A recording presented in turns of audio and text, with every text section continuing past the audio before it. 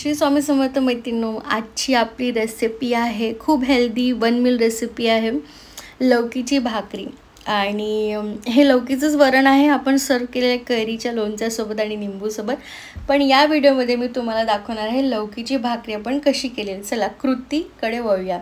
So आपण एक अर्धी लौकी घेतलेली आहे, तिला चिरून किसून घेतलेला आहे। टेस्ट करून बघायचं, ती कडू नसली पाहिजे। छान कडू असली तर आपण ती नाही घ्यायची। छान आपण हिला बारीक किसून घेऊया। व्यवस्थित किसून झालं की आपण तिला एका याच्यातलं पाणी निथळून एका भांड्यामध्ये घेऊया। मोठंच भांडं घेतलंय कारण मला याच्यामध्येच भाकरी म्हणजे ज्वारीच्या भाकरीचं पीठ लावायचं आहे। छान व्यवस्थित आपण पाणी निथळून घेतलेलं आहे आणि खूप छान जसं लौकीचे गुणधर्म तर माहितीच आहेत प्रत्येकाला। ज्वारीचं पीठ म्हणजे फायबरस आहे। आपण याच्यामध्ये आणखी ॲडिशनल ॲड करणार आहोत ते म्हणजे तीळ, थोडे तीळ ॲड केलेले आहेत। हे आपल्याला कॅल्शियम देणारे आहेत। आणि नंतर आणखी एक इन्ग्रेडियंट्स ॲड करणार आहोत ते आहेत ओवा। सर्वांना माहिती आहे किती हलकं असतं पचायला। आणि मी यासाठी दोन वाटी ज्वारीचं पीठ घेणार आहे। सो मी तेवढंच 2 वाटीच पाणी घेणार आहे। सो मी एक म्हणजे एकाच वाटीने मोजून घेते। सो 1 वाटी पाणी टाकलेलं आहे आणि आता टाकते दुसरी वाटी। त्याच वाटीच्या मापाने मी ज्वारीचं पीठ देखील घेणार आहे। सो हे आपण टाकले, आपण छान हिला उकळून घेऊया। या कंडिशनरपर्यंत उकळली की आपण तिला खाली काढून घेऊया आणि त्याच्यामध्ये आपण ॲड करूया 2 वाटी ज्वारीचं पीठ आणि व्यवस्थित मिक्स करून घेऊया।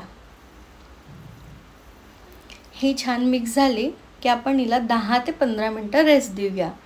म्हणजे छान वाफेवर ते पीठ वाफवलं की मस्त भाकरी होते।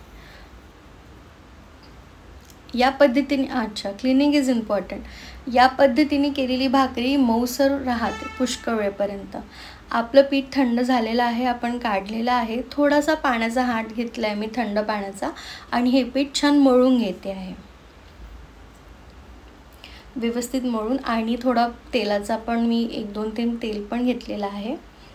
हे छान मळून घेतलेलं आहे आणि त्याचा एक गोळा तयार करून घेतला आहे भाकरीसाठी। बघा किती छान झालेला आहे।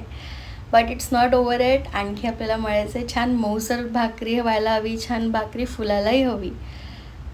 सो पुन्हा आणखी मी मळून घेते ते पीठ, एक गोळा होऊ देते। बघा असं झालं आहे आपला गोळा, आता रेडी आहे। सो आपण काय करूया, भाकरी लाटून घेऊया। इतकं मऊसर पीठ लागत होतं लौकीमुळे ना, म्हणजे मळायलाही खूप छान वाटत होतं। जसं आपली भाकरी लाटून झाली आहे, आपण खालची बाजू वर घातली आणि त्या बाजूला आपण लावतोय थोडा पाण्याचा हात। पाण्याचा हात लावून झाला की आपण छान भाकरी शिजू देऊया कमी आचेवर। भाकरी शिजायला जरा वेळ लागतो, पण बघा शिजते आहे आपली भाकरी छान।